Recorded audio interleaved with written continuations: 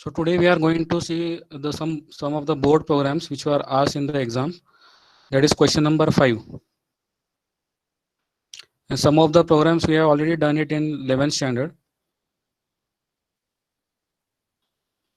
Now see this program, reverse of a given number. We have already seen it in 11th standard.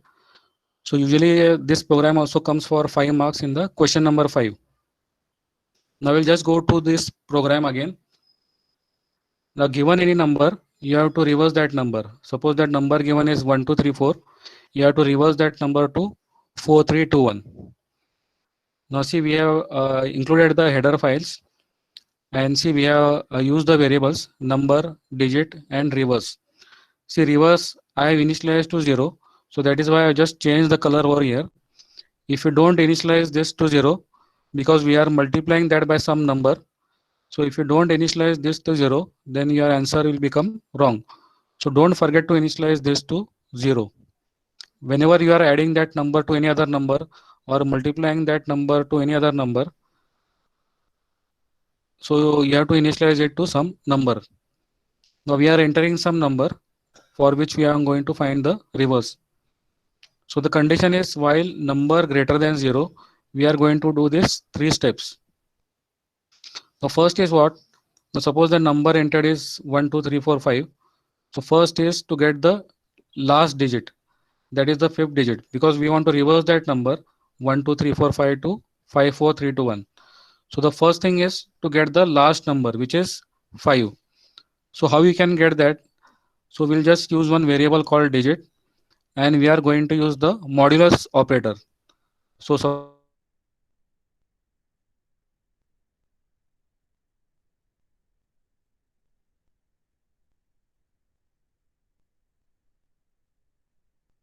the number is 1, 2, 3, 4, 5.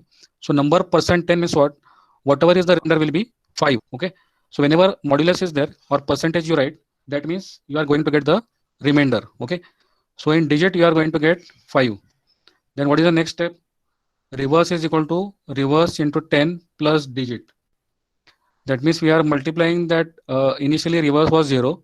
We are multiplying it by 10 and just adding that digit. So what will happen? First 1, 2, 3, 4, 5 is there. Now digit is equal to num percent 10. That means we are getting the remainder, which is 5. And next step is reverse into 10 plus digit. So initially reverse was 0 into 10 is 0 plus digit is 5. Now see the last line, num is equal to num slash 10. Means what? You are dividing that number by 10. Now in integer number, whenever you divide that number by any number, you don't get it in decimal point whenever you are using the data type int or long int. Okay, so it doesn't store decimal numbers. So suppose if you divide that number by 10, 1, 2, 3, 4, 5 divided by 10, it is going to be 1, 2, 3, 4.5. But since it is an integer variable, we don't have to divide it by, it will not be coming in decimal point. So it will be 1, 2, 3, 4. Again, we'll check that number whether it is greater than 0. So when you divide it by 5, it will be 1, 2, 3, 4. So we will get it here 1, 2, 3, 4. Then again, same thing we are doing. Digit is equal to num percent 10. We are going to get the remainder after dividing it by 10. So it will be 4. Now see here, initially reverse for 5. So we are multiplying reverse into 10. So 5 into 10 is what? 50. 50 plus whatever digit you are going to get here. So it will be 54. Then again you are dividing the number by 10. So 1, 2, 3, 4 divided by 10 is 1, 2, 3. It will not take the decimal point. And again the same thing. So it will keep on doing till that number is greater than 0. So finally the digit 1 comes. So after that, obviously the digit will be less than 0. So the number is 5, 4, 3, 2, 1. So this is how we have done this last year, reverse of a digit. The only thing is that whenever you use more than 4 digits, and if the number is going to be greater than 32767 max int, always use a long int. Because if you just use an int and if you give 1, 2, 3, 4, 5, so the answer will come in negative. So note that that you write it in long int. Now similar to this, we have seen same logic. We have seen 2 or 3 different programs last year, and these programs are usually asked in the board exams for the question number 5 First question. Now this is for palindrome. Now palindrome means the number and its reverse. Both of them are same. If the number and the reverse both of them are same, then it is called a palindrome. Now see the same logic we have used here, like the reverse of a number. But see the only difference is, see if you see here, while loop is the same. Here also while loop is the same. But the only difference is here, temp is equal to num we have written. Why? Because after calculating the reverse, what number will be holding? It will be 0. So after you get that reverse number, you have to compare that reverse number again with the original number. But that original number will be converted to 0. So that is why, see here, enter the number. Once you accept that number, then store that number in some temporary variable so that that value will not be destroyed. Okay. So number, suppose it is 1 2 3 4 5, we are storing it in temporary variable. Then we are checking whether number is greater than 0. All the three steps we are doing like in the previous program, and we are going to get the reverse of that given number. Now what you are doing here, if reverse is equal to 10, that means once we get the reverse number, we'll check that with the original number where you are stored. See, once we have accepted that num, we are storing it one variable called temp. Okay, because finally num is going to be 0. So that is why if you compare reverse with num, then obviously every time it will be coming wrong. So that is why we have stored that num in a temporary variable, and we are checking whether that reverse number is equal to the original number temp. Don't forget to write equal to 2 times, because if you write equal to 1 times, it will be an assignment operator. Now if the reverse number and that original number both are same, that means it is a palindrome, else not a palindrome. The similar logic we have used in one more example. So usually such type of examples are asked in question number 5 in the first option. Now see, this is a program to calculate the sum of digits of a given number. Now sum of digits means what? Now suppose the given number is 134. Then we have to add 1 plus 3 plus 4. So whatever is the total of the digits, so that you have to print. See, again we have used the same logic. While number is greater than 0,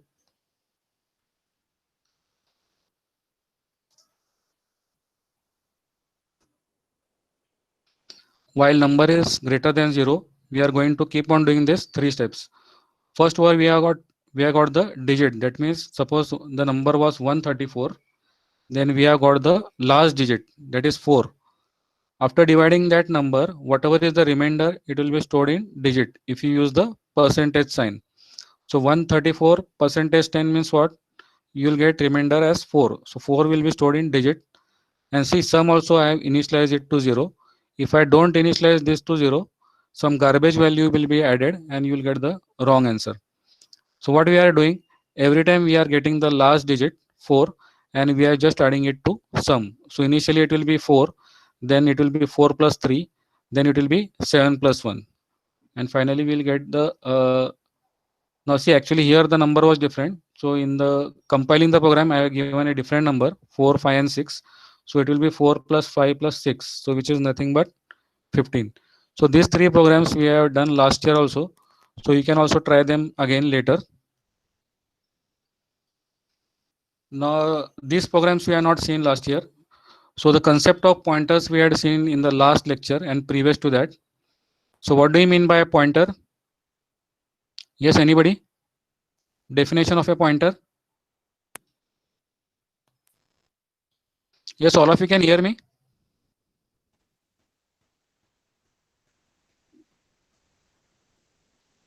Yes or no?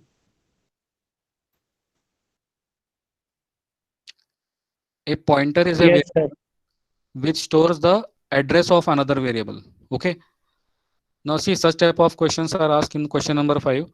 Either the simple programs may be asked, or sometimes programs related to pointers may be also be asked. Now see, here write a program in C++ to accept a set of 10 numbers and print the numbers using pointers. So last year we have seen the example that accept 10 numbers and print the numbers normally. But here we have to use by using the pointer. Now how to declare a pointer? Whenever you write star in front of that variable name, it becomes a pointer. Now see. Now actually here set of 10 numbers is asked, but here just for the output, I have just given 5. So if in the exam 10 numbers are asked, write 10. But here due to the showing the output, I have used less numbers. Okay. So see, array size 5 is there. I is one normal variable, and we have defined an integer pointer. Pointer can be either an integer, float, character. Okay. So pointer is what? Pointer is a variable which stores the address of another variable. It doesn't store the value. Now we are accepting the 5 numbers. Okay. So 10 was asked. I am just accepting 5. So one by one the 5 elements will be asked, and after that we have to just print the 5 numbers by using the pointers. Now if you can see the last line, ptr is equal to ampersand or and a of 0. Okay. Whenever we write ampersand or and in front of a variable, what it denotes? Address of the variable. Address of that variable. Okay. So pointer is a variable which stores the address of another variable. Now what do you mean by a of 0?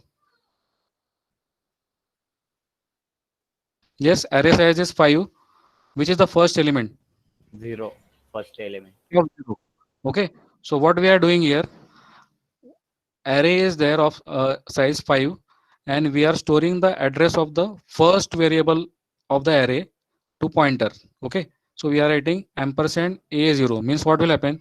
The first element in the array, that address will be stored in pointer, not the value. Okay. See again, pointer is a variable which stores the address of another variable. So here the address of the first value of the array, it is going to be stored in the pointer. Now see what we are doing. We are just printing that array I is equal to 0, I less than 5, C out.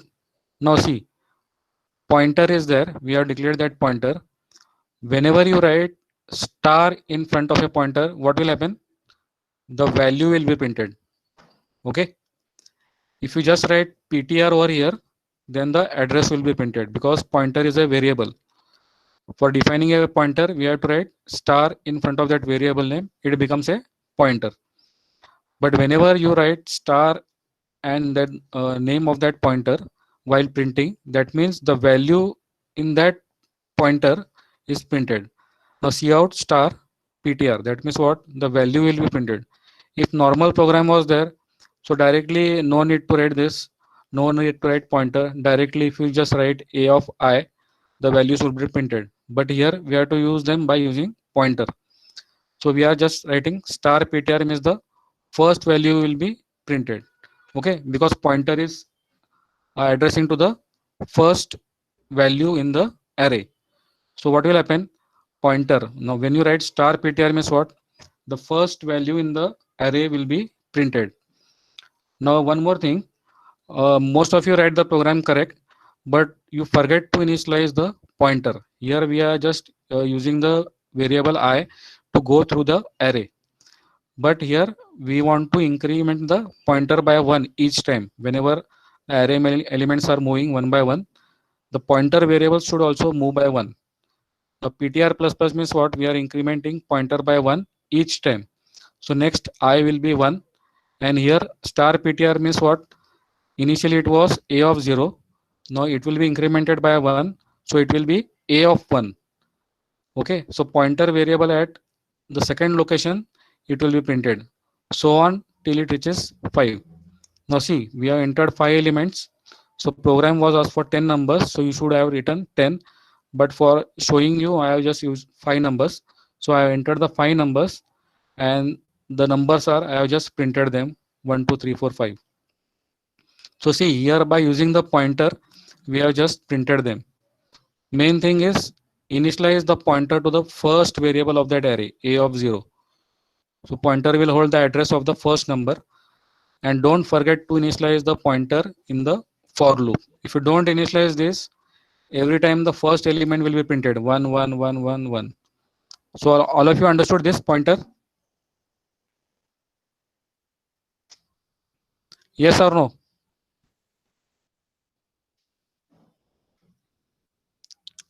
One more Yes. example based upon this pointer.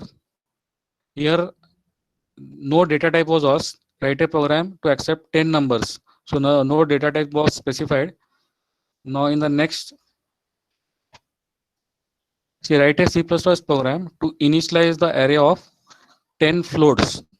So 10 floating point numbers are asked and print the all the array elements using pointers. Now see here what was asked, accepted set of 10 numbers. That means you have to accept from the user. Here what is asked, initialize the array. Initialize means what? You don't have to accept the numbers from the user. You have to give them some values initially. When you write initialize in the program also you are supposed to write the numbers initially. So how to initialize an array? See, this is how we have to initialize an array. Now this is a float. So actually this has come down. So you have to just write it above. Float. Now array size is 10. So these are floating point numbers. So these are not integer numbers. So see, I have written the floating point numbers 1.3, 3.4. So float means what? You can store decimal numbers also. Okay. Now I have initialized this array. While initializing this array, you have to just use the normal flower bracket, close the flower bracket, and each element you have to separate by giving a comma.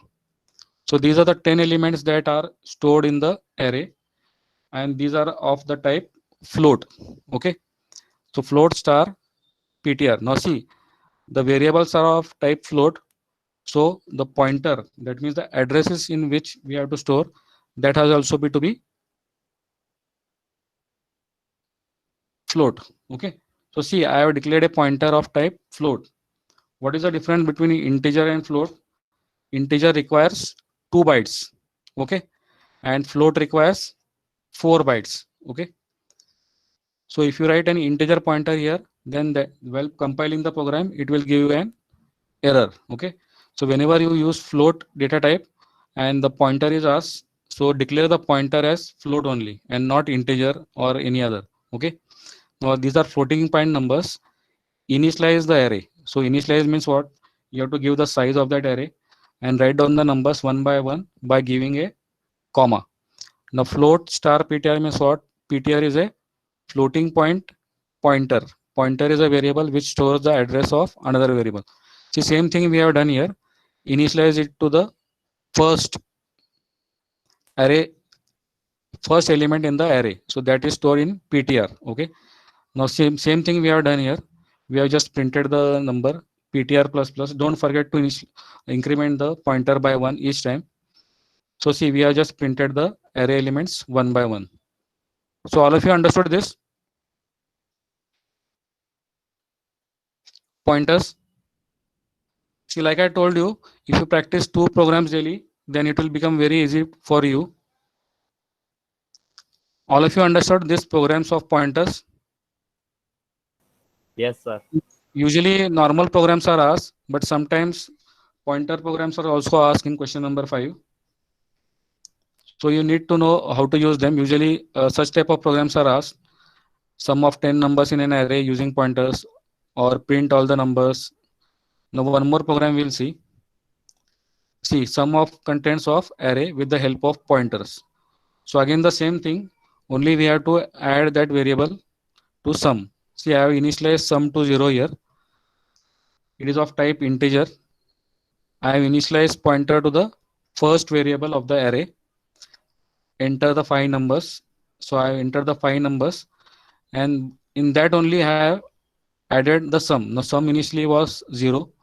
So sum is equal to sum plus, whenever you write star in front of a pointer variable, that means the value at that location will be given. So the first number is suppose 1, 2, 3, 4, 5. We are entered here. So one by one the numbers will be added here. 1 plus 2 plus 3 plus 4 plus 5, and finally we can just print the sum. Don't forget to initialize pointer to the first variable of that array, and don't forget to increment the pointer by 1 in the for loop. So last year we had seen sum of first 10 numbers by using an array. So here by using the pointers. So all of you understood this?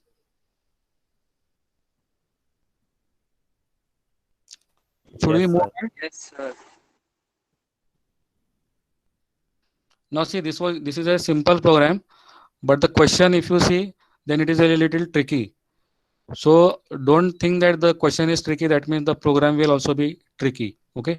So study the program carefully and then write the program.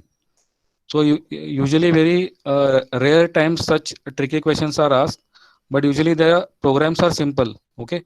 Now see the program. Write a program to accept two integer values in main function. Pass them to function grade. So they have already given that the function that you should write is grade using call by value. Call by value means what? Now they are given call by value, so don't get think that this is some complex program. Okay, so this is just a normal program in which you have to just pass the two numbers and you have to just check which is greater. But only thing is they have written call by value here and find the greatest number. Function grade should not return any value.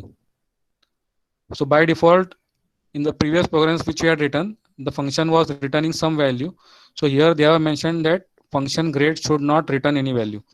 Return any value means what? Now see, by default, the main function, it doesn't return any value. So that is why we write void in front of it. That means it is not returning any value. So they are telling that the function grade that you are going to write should also not return any value. Okay. So see, this function grade is what? So actually what this program is supposed to do, you have to enter two numbers and you have to just print whichever is greater among them. So the question, if you just see, so it may look tricky, but the solution is very simple. Now see, function should not return any value means the return type should be void. Now see, I have written here void grade. Two numbers are there, a and b. So first we will see the function definition, function declaration and function call. Now see what we have written in the function definition. Two numbers are there. So this is just the program for largest of two given numbers. If a is greater than b, you have to just print a is greater, else you have to print b is greater. Now we are not returning anything back here. So the program that we had written in 11th was if a is greater than b, then max is equal to a, else max is equal to b, and then return max. We were returning that value, but here they are told that it should not return any value. So that is why the output should also be printed in the function itself. Now see the program. So same thing, whatever is the function definition, you have to just declare it, giving a semicolon, enter two numbers a and b, and we are just passing the two numbers to the function grade. Okay. So see grade, and we are just passing a and b. Now suppose the numbers are 2 and 5. So 2 and 5 will be passed as arguments to this function. And when you pass this an argument to this, a copy of the values will be passed to this as parameters. So 2 and 5 will go here. See in call by value, the values in the function definition and the values in the main, they are totally different. Even if the variable name is same, the values over here, they don't have any relation to the values over in the main. So a copy of this values is passed here. Now 2 and 5 are passed here. Now we are just comparing a is greater than b. So 2 is greater than b. So this statement is false. So here b is greater will be printed along with the value. So see the question is tricky. So mostly many people think that this is something difficult and they leave the program. Now see how simple this program was for 5 marks.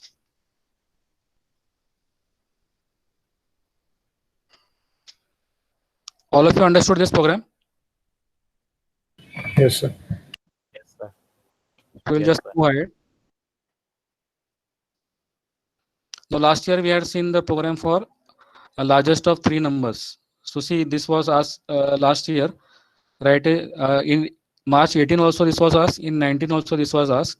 So usually the program smallest of four given numbers or largest of four given numbers by using the function, it is very frequently asked. If you see 4 or 5 years papers, at least it will be asked in 2 or 3 years. Okay, so you have to try this program again and again. Either question will be asked smallest of four given numbers or largest of four given numbers. See the question how they are formed. Write a program to find the smallest of four given integers using function min. So they already give the name of the function that returns the smallest of four given integers. The function prototype is as below. So they have already given the function prototype. Other name is what? Function declaration. Function declaration is also called as function prototype. So they are given that int main and four variables you have to use while declaring the function declaration. Now see I have written here function declaration. They are given that returns means what? Void will not be there, and in the function you have to write the return type. Okay, so integer I have given here. Now see I have defined the variables in this function declaration, comma. I have not given any name. Even if you write name n1 n2 n3 n4, it will be okay. Even if you don't write the name of the variables, if you declare just the data type, that is also correct. Okay, so in the question it was asked that define this as a prototype, that means function declaration. So I have just written it like this. Even if you write int n1 n2 n3 n4 here and then give a semicolon, this is also correct, and the return type is int. Now see I have used the same variables n1 n2 n3 n4 and small. So enter the four numbers n1 n2. So we are just entering the four numbers. Then what we are writing? Small. See one more variable we are using small, in which, and we are calling the function min. So this is the function min. So we are passing the four values n1 n2 n3 n4, and we'll get the smallest. Now n1 n2 n3 n4, suppose these are the values that we are passing here. Now see how we are calculating the smallest of the four numbers. Now see one more variable we have used here called minimum value, okay, to store the answer.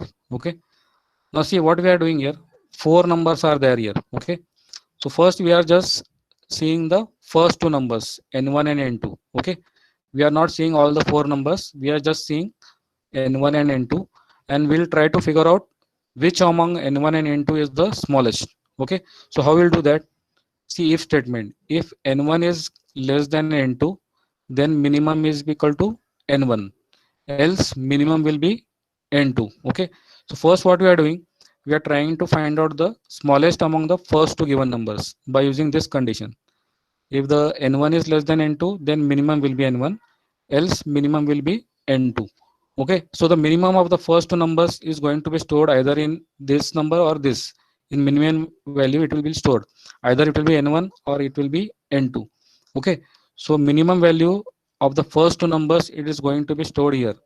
So after that, see what we are doing, we are checking the third number n3 and n4 with the minimum value. If n3 is less than minimum value, now minimum value is what? It is the smallest of n1 and n2. So we are checking whether the third number is less than minimum value. If it is so, then we are keeping minimum value equal to n3. Okay, else it will be the same as above. Then again we are checking if n4 is less than minimum value. Now suppose n3 was less than minimum value, that value will be kept in minimum value. So fourth number we are again checking with minimum value. If it is the smallest, then that will be put in minimum value, else whichever is the smallest, so that value will be returned to this function, and that will be returned over here. So when you are passing the four numbers, the minimum value will be returned to int, and that value will be stored in small, and we can just print that smallest number, that is small. So all of you understood this? Yes, Same sir. way, the program can be there for largest of four given integers. Like I told you, if you see the 4 or 5 years papers, in already around three papers, this question is asked. Sometimes smallest is asked, sometimes largest is asked among four given integers. So you can try for largest of four given integers using function max. Okay. So what changes you are going to make here in the function definition for calculating maximum of a given number?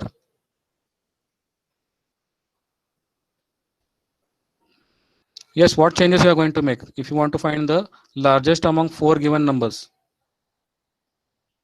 Int max. You will just initialize min value to max value.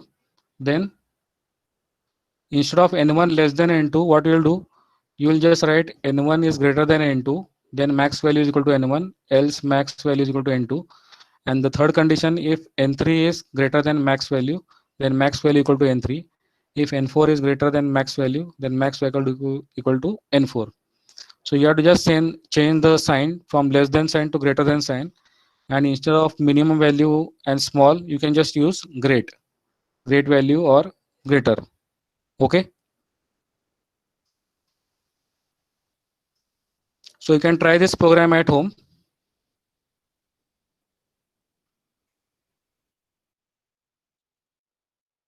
So all of you understood this program. Yes, sir. So one more program we'll see today, that is of prime numbers. So what is a prime number?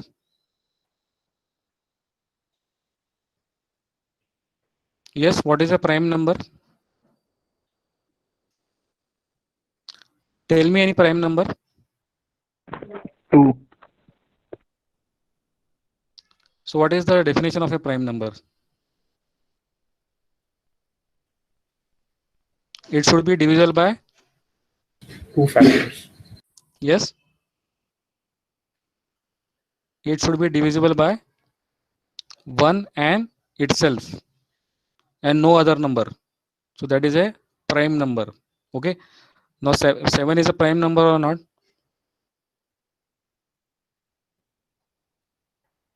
7 is a prime number or not?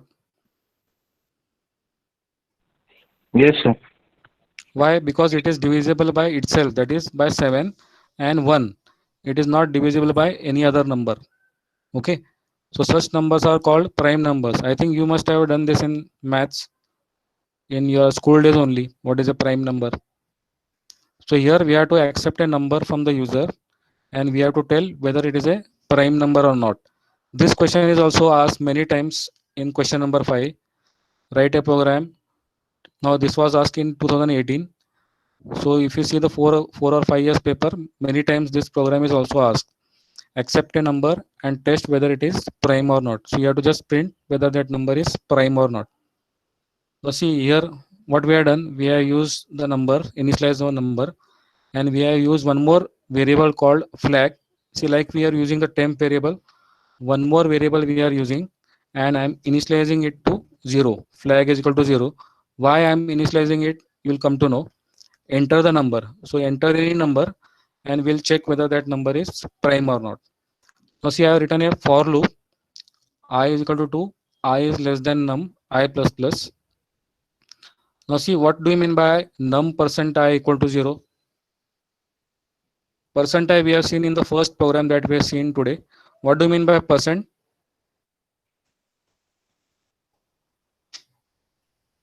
Yes. Percentage means what? Digit percent 10 means what? Remainder. Remainder.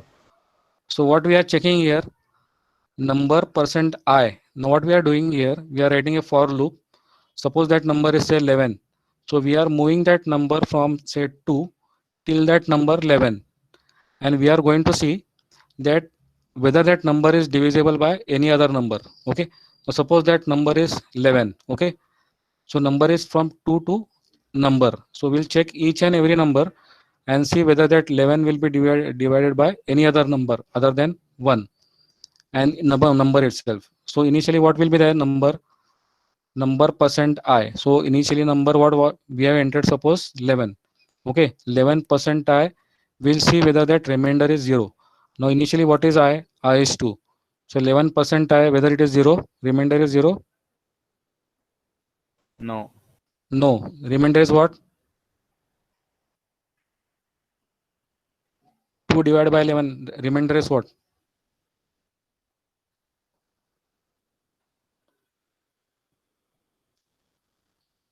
Divide 10 by 2 and tell me the remainder. 5. Huh? Remainder. Remainder माहित आहे ना काय? 1. 1. So if you divide 10 by 11 by 2, that is 2 5s are 10. Remainder will be 1. So the condition is false. So what will happen? you will increment I by 1, I will be 3. Then again 11% 3. Remainder again it is not 0, because so till that number we are going to do, keep on doing this, 3, 4, 5, 6, 7, 8, 9, 10. So when we reach that number, then what will happen? If the remainder is 0, now suppose that number was 10, okay, consider that that number was 10. Now to number 10% I, so the remainder is 0. That means that number is divisible by 2 also. What is a prime number? It should be divisible by 1 and that number itself. Now suppose the entered number is 10. So first number it will what? Number percent I. So 10% 2. That means the remainder will be 0. What we will do? See, initially we have set the flag to 0. So we'll set the flag to 1. Okay. And then break. So we have seen this in the linear search. What will happen when you use the break statement? It will come out of this loop and exit. Okay. So here we come to know that when we divided this by 2, the remainder is 0. That means this is not a prime number. So what we will do? So we'll just write flag is equal to 1 and then break. Okay. Now if flag was equal to 0, it is a prime number. And if it is not 0, then it is not a prime number. So if the number was 10, what will happen? In 2 only it is divisible. So it will be flag will be 1 and it will break out of this loop and it will not proceed further, and directly it will say not a prime number. So if the number is divisible by 2, 3, 4, 5 or any other number, that means it is not a prime number. So all of you understood this?